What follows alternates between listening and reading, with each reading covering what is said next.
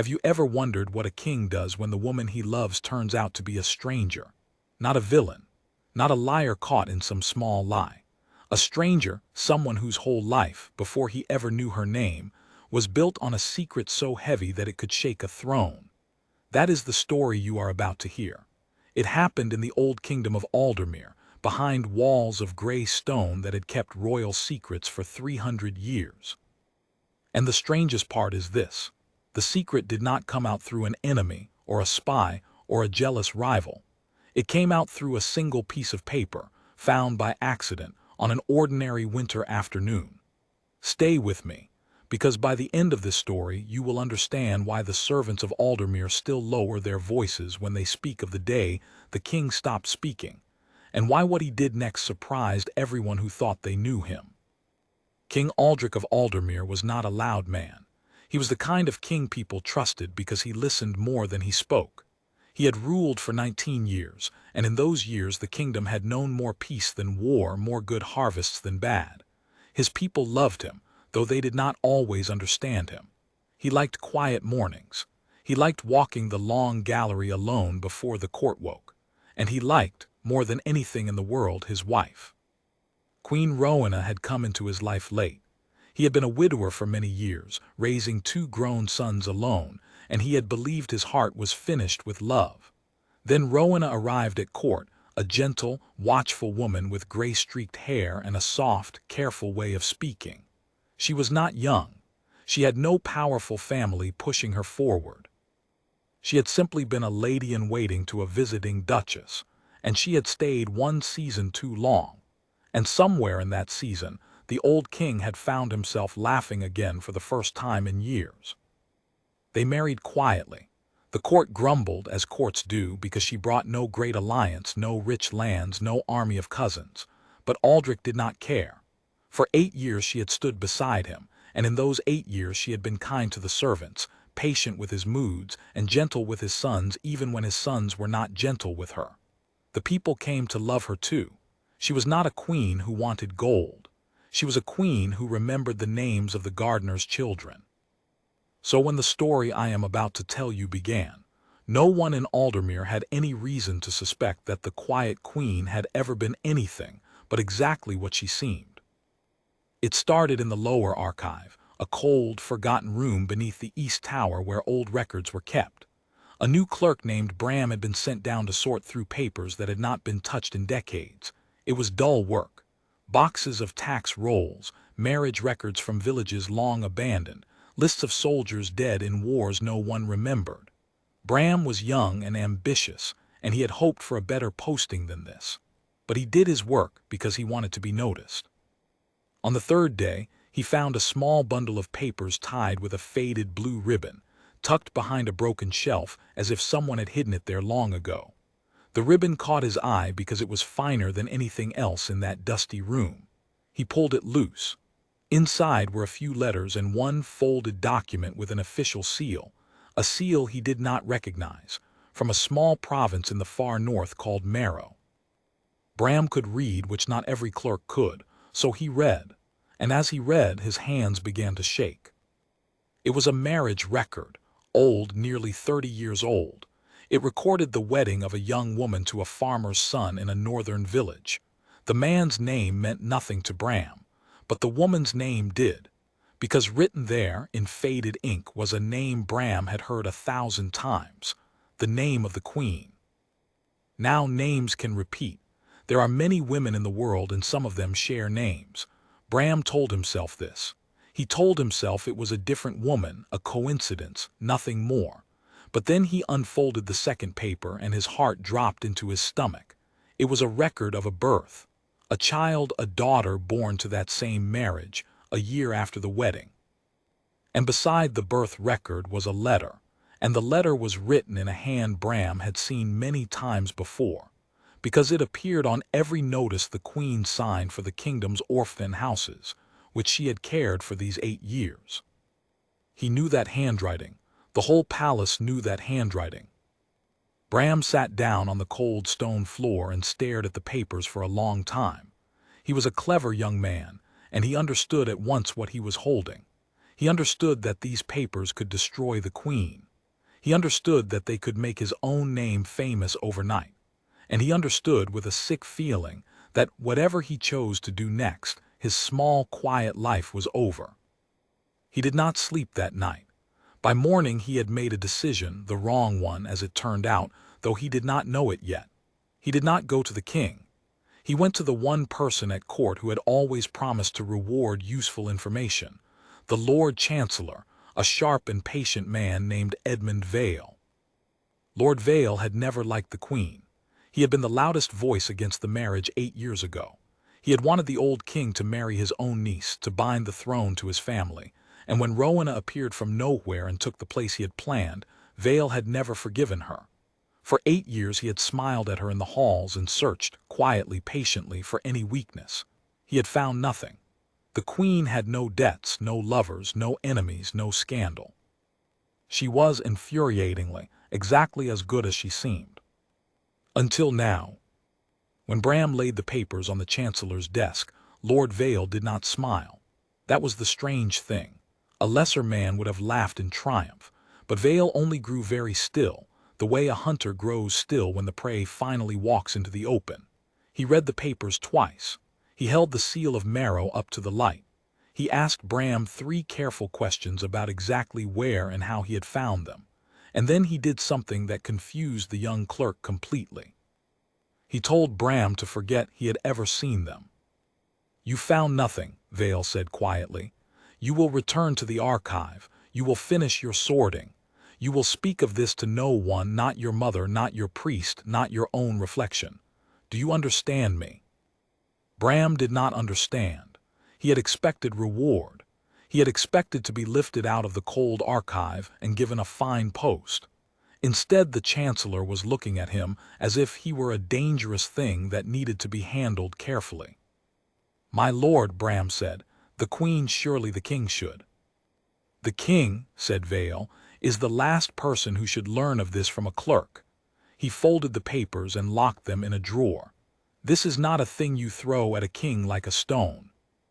This is a thing you place before him so gently that he does not feel the cut until he is already bleeding. Leave it to me. And Bram, if you speak of this before I am ready, I will not be able to protect you. There are people in this palace who would rather these papers had never been found. Do you understand what I am telling you?" Bram understood enough to be afraid. He nodded and he left, and for the next several days he kept his head down and said nothing. But fear is a poor lock on a young man's mouth, and Lord Vale, for all his patience, had made one mistake. He had let Bram leave that room alive and frightened, instead of bound to him by reward. A frightened man looks for someone to confess to. A grateful man stays loyal. Vale would come to regret the difference. In the days that followed, Lord Vale did not go to the king. He went instead north. Quietly, under the excuse of inspecting roads, he sent his most trusted rider to the province of Marrow to learn everything he could. He wanted more than papers. He wanted the story behind them, because Edmund Vale was not a fool. He knew that a single document could be argued away, called a forgery, blamed on an enemy. But a story with witnesses, with names, with a living daughter somewhere in the world, that was a weapon no one could break. And so, while the Queen went about her gentle days, reading to children in the orphan house and walking the gardens on the king's arm, a slow and silent storm was gathering in the north, and not one soul who loved her knew that it was coming. The king noticed only one small thing in those days, and he did not understand it. He noticed that Lord Vale, who usually pressed him about taxes and borders, had grown strangely quiet and watchful. He noticed that the Chancellor had begun to look at the Queen across the great hall with an expression Aldrich could not name. It was not hatred. It was something worse. It was the patience of a man who knows he has already won. But Aldrich was a trusting king, and he had a kingdom to run, and so he told himself it was nothing. He kissed his wife good night. He slept well, and in the cold north a rider was knocking on the door of a small farmhouse, asking an old woman if she remembered a girl who had married and given birth and then, one terrible winter long ago, simply disappeared. The old woman did remember, and what she told the rider would, in time, Bring the whole court of Aldermere to silence." The rider returned from the north after 11 days, and what he carried back to Lord Vale was worse, or better, depending on where you stood, than even the Chancellor had hoped. He carried a story now, not just paper, and the story changed everything, because it turned a simple scandal into something the Queen could not explain away with a single word. Here is what the old woman in Marrow had told him, sitting by her fire with her thin hands folded in her lap. 30 years ago, in that poor northern village, there had been a girl named Rowena. She was clever and gentle even then, the daughter of a man who repaired carts. She had married young, as poor girls did, to a farmer's son who loved her. Within a year she had a daughter. For a little while she was happy. The village remembered her singing in the fields.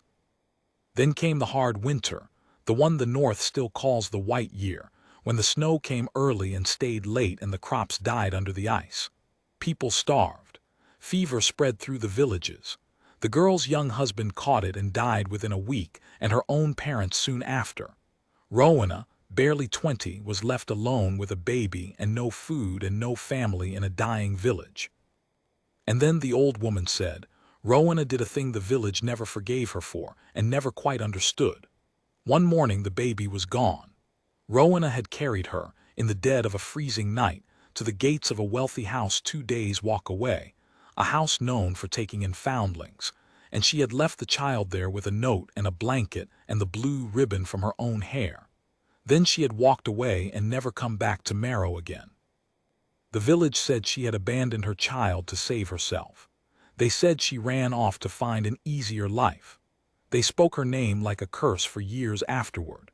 The old woman by the fire had been Rowena's friend once, and even she did not know the whole truth, only that the girl she loved had vanished and become, somehow, a stranger. Lord Vale listened to this story when his writer repeated it, and he understood at once how to use it. He did not see a frightened girl saving her child from starvation. He saw a queen who had once abandoned her own baby. He saw a woman who had married a king under a false story, who had never told her husband she had been a wife before, a mother before. He saw a crown built on a hidden grave of the past. But Vale was patient, and he wanted one more thing. He wanted the daughter. If the child had lived, if she could be found, then the scandal became something no king could survive in silence. A queen with a secret husband long dead might be forgiven. A queen with a living daughter, raised as a stranger, hidden from the throne her whole life, was a queen who had deceived not just her husband but the entire line of succession. So Vale set his rider on the trail of the foundling house, and the rider followed it through old records and changed names and 29 years of dust. While this hunt went on in the shadows, life in the palace continued in the light, and the gap between the two grew wider every day. The queen, who knew nothing, was happier that season than she had been in years. The king's younger son, Prince Theon, had finally agreed to marry, and the wedding was to be in spring.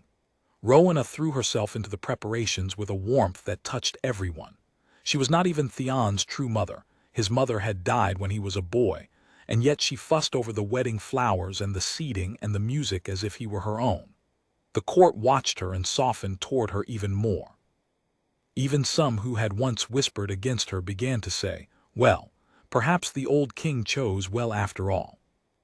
Prince Theon himself, who had never warmed to his stepmother in 8 years, found himself one evening thanking her. He was a proud, careful young man, slow to trust, and he had always kept Rowena at arm's length. But that night he said quietly, "You have done more for this wedding than my own mother could have." And the queen had to turn away so he would not see her cry, because no one had given her a child's love in a very long time, and she did not know how badly she had wanted it. The king saw this moment from across the room, and his heart was full. He thought, I have everything a man could want. A kingdom at peace, a son finding happiness, a wife the whole court has come to love. He did not know that even as he thought it, Lord Vale's rider was 3 days' journey away. Standing outside a weaver's cottage in a southern town, looking at a young woman of 29 with gray eyes exactly like the queen's. Her name was Elise. She had been raised by the foundling house, then apprenticed to a weaver, and she had grown into a quiet, hard-working woman who knew only that she had been left as a baby with a blue ribbon, and a note that no one had ever let her read. She did not know her mother's name. She had stopped wondering, mostly. She had a small life and a kind husband and a child of her own now, and she had made peace with the empty space where her beginning should have been. The writer did not speak to her. Vale had given strict orders. He only watched and confirmed and rode back to the palace with the last piece of the weapon in his hands. The queen had a living daughter. The daughter could be found. The trap was complete. Now you might think Lord Vale would have gone straight to the king with all of this. He had the marriage record, the birth record, the story from the north, the living daughter in the south. He had enough to ruin Rowena 10 times over, but Vale did not want merely to ruin her. He wanted to do it in a way that left no doubt, no escape, and no chance for the king to forgive her quietly behind closed doors. He wanted it done in the open, before the whole court, where mercy would look like weakness, and the king would have no choice but to act. And so Vale chose his moment with terrible care. The spring council was coming, the one great gathering of the year, when every noble in Aldermere came to the capital, when the great hall was full, when the king sat in state and the eyes of the whole kingdom were upon the throne. There, in front of everyone, Vale would lay the past at the queen's feet. There, she would have nowhere to hide. But the chancellor had forgotten one person. He had forgotten the frightened clerk. Bram had spent these weeks in a misery of fear and guilt. He had watched the queen pass him in the halls, smiling kindly at every servant, and he had thought of the papers locked in Vale's drawer and felt sick. He had heard whispers that the chancellor was up to something, that riders were coming and going in secret. And the more he saw of the queen's gentleness, the more he doubted the cold certainty he had felt in the archive. He had thought he was uncovering a criminal. Now he was no longer sure what he had uncovered, except that whatever it was, Lord Vale meant to use it like a blade, and Bram had handed him the blade. The boy's conscience finally broke about a week before the spring council. He could not go to the king, he was too far below him, and too afraid Vale would have him silenced first. But he found another way. He went to the one person in the palace he trusted, an old maid named Hetty who had served the royal family for 40 years, and who had a reputation for keeping her mouth shut and her eyes open. Bram told her everything, weeping, begging her to tell him what to do. Hetty listened to all of it without a word. When he had finished, she sat very still for a long moment. Then she said only this: "You poor foolish boy, you have not found a queen's crime. You have found a girl's old sorrow, and now a wicked man means to call it a crime in front of the world." She rose, slow with age, and patted his shoulder. "Go back to your work. Say nothing more. I will see that the right person learns of this, not the king. The king must not be ambushed by it any more than the queen. There is one person who can stop this gently, if anyone can. That person was not the king, and not the queen. It was Prince Theon." Hetty went to Prince Theon 2 nights before the spring council, and she told him everything: the papers, the story from the north, the daughter in the south, and the trap Lord Vale meant to spring before the whole court. She told it plainly, and she watched the young prince's face go pale, then hard, then thoughtful. Theon was not a warm man, but he was a fair one, and he was quick. He saw at once the 3 dangers in front of him. The first was the queen, who would be publicly destroyed in 2 days unless someone acted.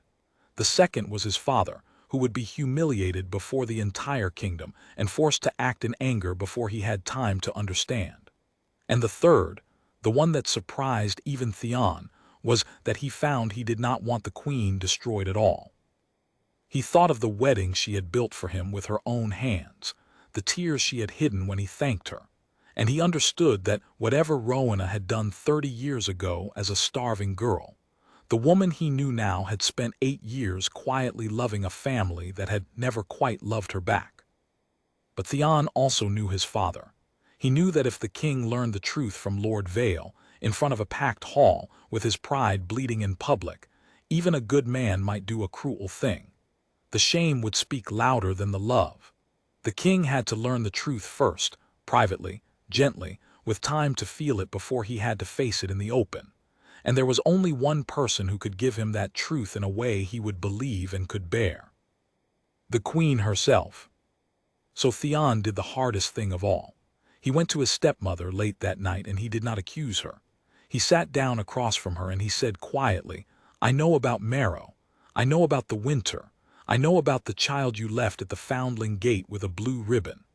And he watched the 8 years of careful peace fall away from Rowena's face all at once, and he watched her become, in an instant, the frightened girl from the north again.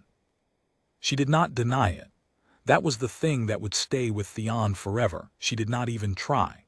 She put her face in her hands, and when she finally spoke, her voice was the small voice of a 20-year-old in a dying village. She told him the truth, all of it, the way it had really happened, not the way the village had told it. She had not abandoned her child to save herself. She had carried her 2 days through the snow, half-starved, because she knew the Foundling house had food and warmth and the village had only graves. She had left the ribbon so that one day, if the gods were kind, she might find her daughter again by it. She had meant to come back when the famine passed. But she had collapsed from fever on the road home, been taken in by strangers, lain near death for 2 months, and when she finally rose, the Foundling house had already sent the Bobbies on to other homes and would tell her nothing, because she was poor and nameless, and they did not believe a starving girl had any right to the child she had given up. She had searched for a year. She had failed. And then she had done the only thing a broken person can do. She had walked into a new life and buried the old one so deep that she could survive carrying it. "I never lied to your father about a single day we have spent together," she whispered. "But I never told him this because I was afraid. Because who marries a king and says, 'By the way, I was once a farmer's wife and I lost a child and I do not know if she is alive or dead?' I told myself the past was gone. I told myself it harmed no one. I was wrong. I see now I was wrong." Theon sat with her in silence for a long time. Then he told her about Lord Vale and the council and the trap, and he told her there was only one way through it. She had to go to the king herself that very night and tell him everything before Vale could turn it into a weapon. "If he hears it from you," Theon said, "he hears a sorrow. If he hears it from Vale in front of the world, he hears a betrayal. The same truth but the one will break this family and the other might save it." It was the longest walk of Rowena's life, the walk from her chambers to the king's study that night. She had rehearsed 1,000 careful speeches over 8 years for 1,000 small worries, and now she had no speech at all. She simply knocked and went in and found Aldrich reading by the fire, and when he looked up and smiled at her, she felt her heart break, because she did not know if he would ever smile at her like that again. She knelt by his chair, and she told him, "I will not give you every word because some things are too private even for a story, but I will tell you that she held nothing back. She told him about the boy she had married before she ever dreamed of kings. She told him about the baby. She told him about the snow and the Foundling Gate and the ribbon and the year of searching and the silence afterward. She told him she should have trusted him with it long ago, and that her only excuse was fear, and that fear is a poor excuse for a queen." And King Aldrich, the quiet king who listened more than he spoke, listened. He did not interrupt. He did not rage. When she finished, he was silent for so long that she thought she had lost everything. His face had gone very still in a way she had never seen, and she could not read it, and the not knowing was the worst pain of all. When he finally spoke, his voice was rough. "Why," he said, "did you not trust me?" And that, you understand, was the real wound, not the marriage, not the child. The king of Aldermere had loved this woman for 8 years, had given her his crown and his sons and his quiet mornings, and in all that time she had not believed he was kind enough, strong enough, good enough to be trusted with her oldest grief. That was what cut him, not what she had done at 20, what she had not done at 50. Rowena had no answer but the true one. "Because I was a coward," she said, "and because I had already lost one family by losing one child, I could not bear to risk losing you too, so I hid the wound instead of showing it to you. I was wrong, Aldrich. I have been wrong for 8 years." The king rose and walked to the window and stood with his back to her for a long, long time. Outside, the capital slept, not knowing that its queen's whole life hung in the balance behind one dark window. And in that silence, Aldrich did the thing that made him the king his people deserved. He let himself feel the betrayal fully, the hurt of being shut out, the sting of his pride. And then he set it down. Because he was a man who had buried one wife already, who knew exactly how short a life is and how rare a good love is, and he understood that he was being asked a simple question. Would he throw away 8 true years over a wound 30 years old that had harmed no one but the woman bleeding from it? "There is a daughter," he said at last, still facing the window, "living in the south." Rowena had not known. Theon had not told her that part, because he had not been sure she could survive the hope. She made a sound then that was not quite a word, and the king turned and saw her face, and whatever was left of his anger died in him completely. Because he saw that she had spent 30 years believing her child was lost or dead, and he had just told her the child was alive, and the joy and terror fighting in her face was not the face of a schemer. It was the face of a mother. "Then we have work to do," said the king of Aldermere, "both of us together, as we should have from the start." What happened at the spring council 2 days later became the story the servants still tell in low voices, though not for the reason Lord Vale intended. Vale rose in the packed great hall, his papers in his hand, his face calm with the certainty of a man about to win everything. He had rehearsed his words. He began to speak of secrets, of deceptions, of a queen who was not what she seemed. The court leaned forward. The queen sat beside the king, pale but still. And then King Aldrich raised one hand, and Lord Vale stopped, because a king's raised hand stops everyone. "Lord Chancellor," the king said, and his voice carried to every corner of the silent hall, "I believe you mean to tell this court that my queen was once a poor girl in the north, that she married and bore a child before she ever knew this court existed, and that she lost that child to a famine that killed half a province. You mean to tell them she carried that grief in silence. Is that the great secret you have spent the kingdom's silver chasing through the snows of Marrow?" The hall did not breathe. "I know all of it," said the king. "I have known it. My queen told me herself freely before you ever rose to speak. I have read the records. I have heard the truth from her own mouth. And I will tell this court what I told her." He took Rowena's hand and drew her to her feet beside him before everyone. "That a frightened girl who walked 2 days through the snow to keep her child from starving is not a criminal. She is the bravest soul in this hall.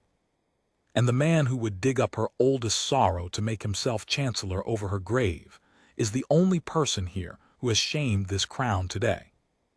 It was Lord Vale who fell silent then. Lord Vale and the whole court with him. The trap had closed on the trapper. The papers in his hand, which he had meant to throw like stones, had become nothing, because there is no scandal in a secret a king has already forgiven. Within the month, Vale was stripped of his office and sent from court, undone not by the queen but by his own cruelty made visible to every noble in Aldermere. And young Bram, the clerk, found the courage at last to come forward and tell the king the whole of his part. And the king, who valued an honest confession over a clever silence, did not punish him, but kept him on, watched, and in time trusted. But the part of the story the servants loved best came after. The king of Aldermere did not let the matter rest at forgiveness. Quietly, without fuss, he sent for a weaver named Elise from a southern town, and her husband, and her small child, telling them only that the crown wished to thank a family for some old service, so as not to frighten them. And on a soft spring evening, in a private garden away from the court's eyes, an old queen who had spent 30 years believing her baby lost stood trembling before a grown woman of 29 with gray eyes exactly like her own, and held out in her shaking hand a faded blue ribbon. Elise did not understand at first.